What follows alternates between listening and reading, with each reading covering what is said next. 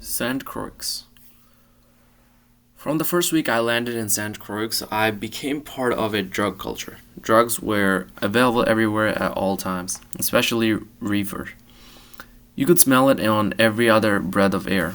In bars, on street corners, in passing cars, on buses, at the beach. People grew it in their home gardens and smoked it like cigarettes.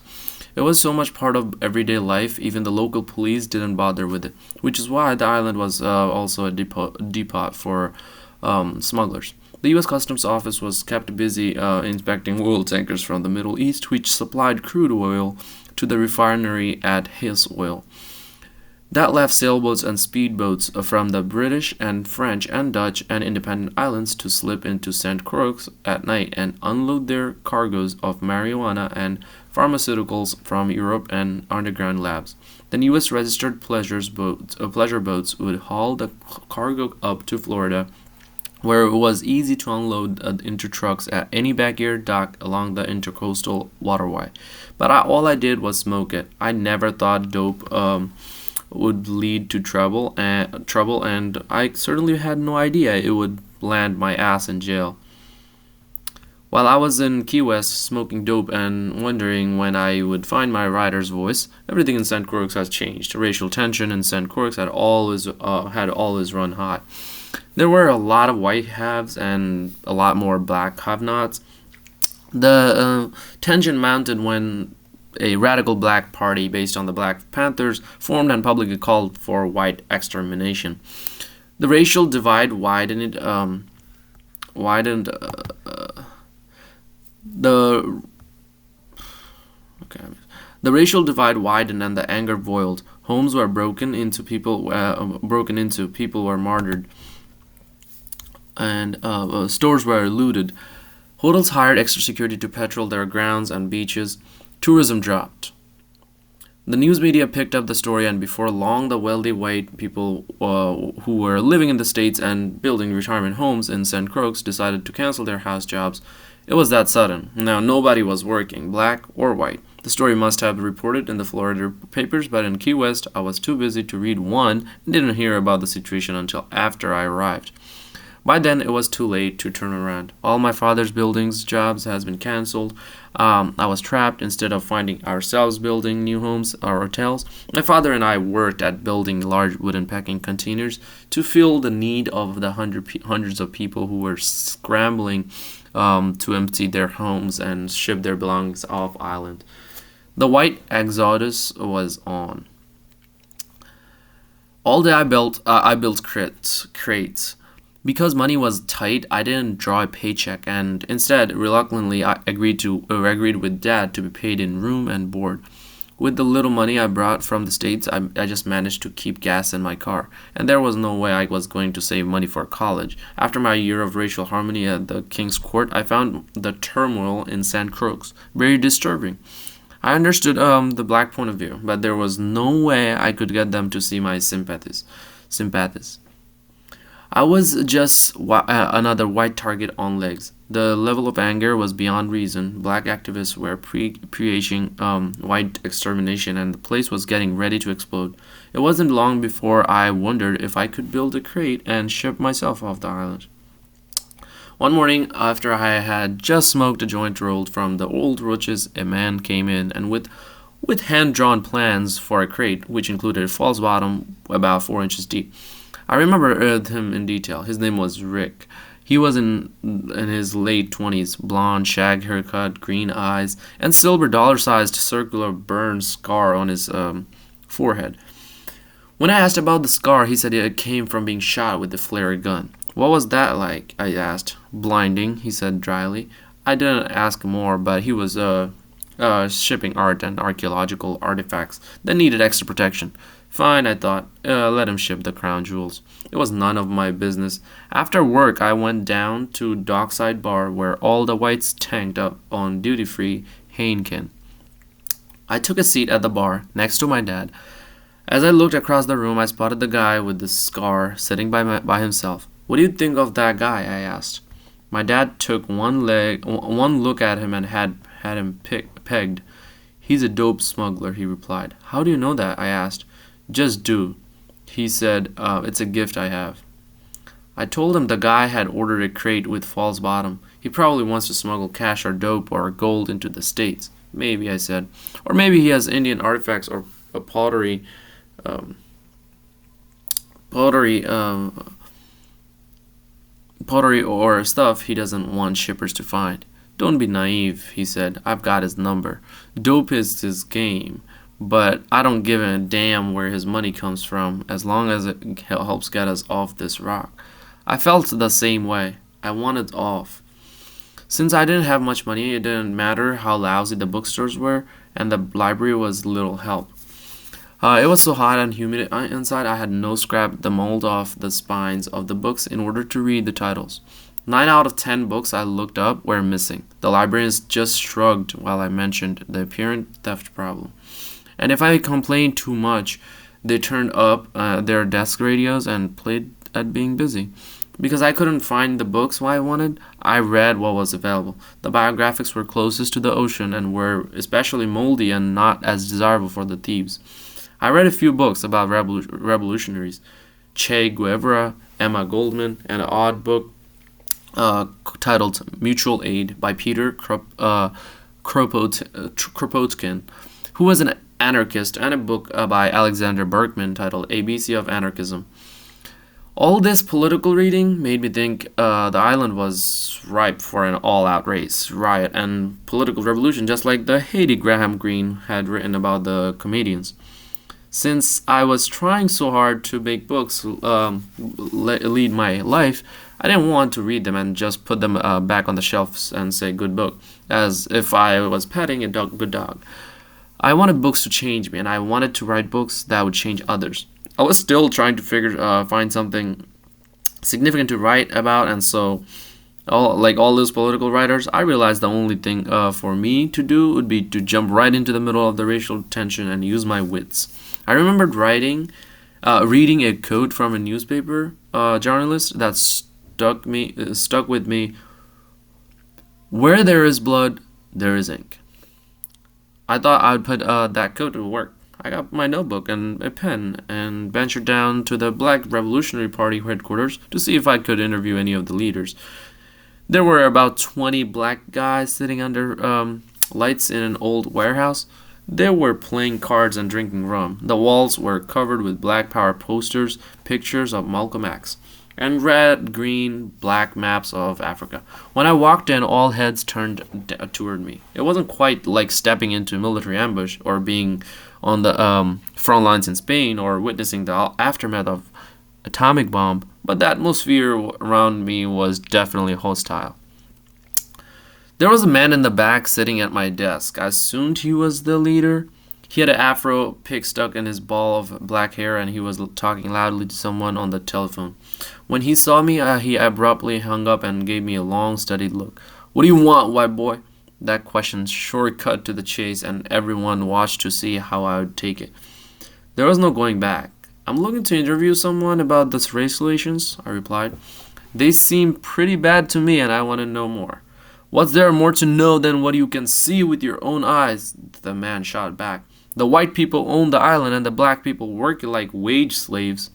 That brought loud agreements from the other men, but they seemed to laugh and enjoy the situation more than be angry. For that moment, the oddness of my showing up was funnier than it was confrontational.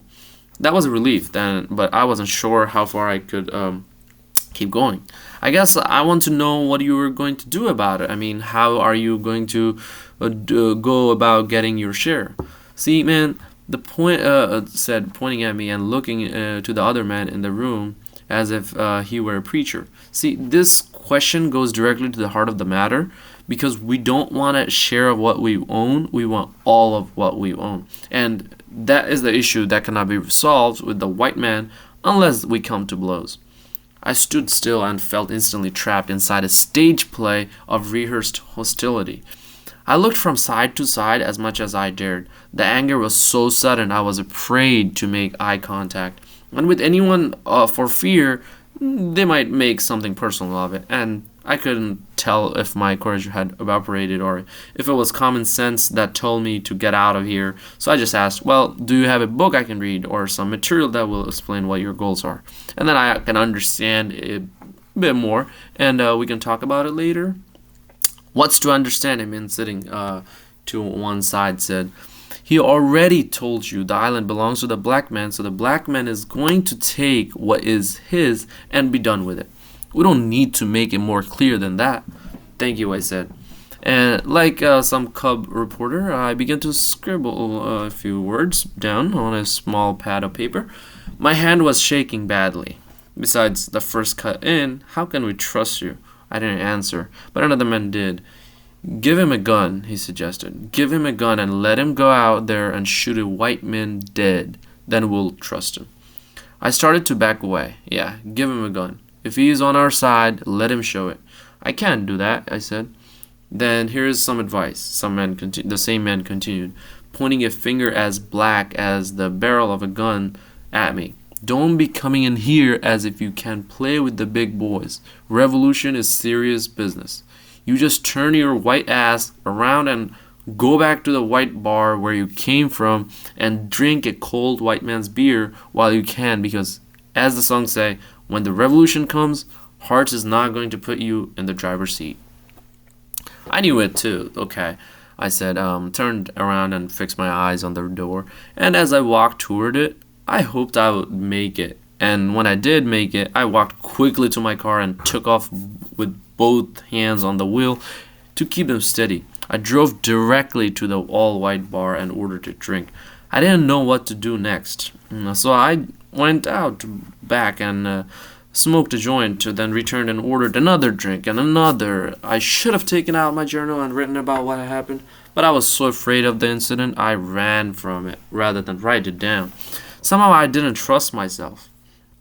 I didn't trust that my own words would make a difference to anyone, black or white, even if the ink was blood red. A few nights later, Rick stopped by the warehouse. My dad was gone, and I guess that was the moment he knew he could talk to me about his big plans. He wanted to pack the crate and have me screw it together, as he didn't have a screw gun. But we got busy. He pulled out a hash pipe and piece of hash the size of a candy bar. You mind? He asked. Fire it up, I said.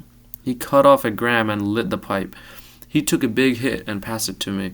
We went on like this, loudly inhaling and exhaling, until the pipe was finished. He went to his car and returned with a stack of square plastic containers about the size of cigar boxes. The edges were sealed with silver duct tape. We both knew they were filled with hash. What else could it be? But I didn't say anything. He slipped them into the false bottom, wedged them tightly together with wetted up newspaper. Then I screwed down the next layer of plywood. That was it. He didn't have anything else to send in the rest of the 3-foot square crate. Seems odd to ship an empty box, I ventured, before screwing down the top. Yeah, I said. I looked around the warehouse for some heavy items. We threw in a bag of concrete, some broken pieces of cast iron, garden statuary, and a 20-pound ignat of hard tar. Then carried it to his trunk.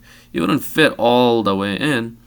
I went to get some twine to tie the trunk lid down, and when I returned, he said, I'm a little low on bread, but I could pay you in hash if that would work for you. Yeah, I said, that will work for me. Since I wasn't paid anything from my dad, getting paid in hash was a good deal. Besides getting off the island, it was the other thing I wanted. He snapped the bar of hash in half and gave me some. It must have been about 2 ounces. Just before he pulled away, he said, by the way, if you see a sailboat with red sails pull into the harbor, give me a call. He told me the name of the hotel. Sure, I said. I'll keep my eyes open. As soon as he left, I made a pipe out of some plumbing fittings and aluminum flashings. I got so high I passed out in the warehouse and slept on a sheet of packing foam. A couple of days later, I looked down at the harbor from our hillside house. There was a sailboat with rusty red sails reefed around the booms of the fore and aft masts. A red jib was set, and the skipper was carefully trying to steer it toward the dock. The boat looked to be about 50 feet long, and every few minutes the skipper had to let go of the wheel at the stern, then dash to the jib to make an adjustment. Then dash back to the wheel, then back to the jib. It was obviously a job for two men, and it was equally obvious that he was by himself. As the boat slowly picked its way through the moored yachts, I thought of Rick. Then, just before I went inside to call him on the phone, I took one more glance down at the boat and watched as it drifted head on into the dock at the hotel on the quay. I could hear the faint thud as the bow hit the pilings. After work, I met Rick at the dock. We got in dinghy and rowed out to the boat. Beaver was painted across the stern. It was 60-foot gaff-rigged ketch with a wide beam, a real tub, but as I stood on deck, it felt solid against the harbor chop. We were silently met by a tall, well-tanned man wearing cut-off jeans and a t-shirt. He was British and his name was Hamilton. I guessed he was 40 years old, maybe 50. He had a full beard as bushy as a giant sea sponge and intense blue eyes. He stood as still and meditative as a Greek Orthodox apostle. He didn't say a word, and as he looked me over, top to bottom, I felt like I'd been rubbed with sandpaper. "We have a proposal to make," Rick said. I looked at Hamilton. He pursued his lips and nodded. "First," Rick continued, "before we get into particulars, do you think you could help us sail this boat to New York? Like, leave this week and take, say, 6 weeks to deliver it?" The thought of it hooked me right away, and I was ready to push off immediately, that night if necessary. With so much around me going the wrong way, I figured the boat was my exit. Plus, I'd end up in New York, where all the writers ended up. "Yeah," I replied, "I can do that." "Then here's the deal. But if you don't take it, you can't say a word to anyone." "Okay," I said, glancing at Hamilton, who looked even more morose as he leaned over me.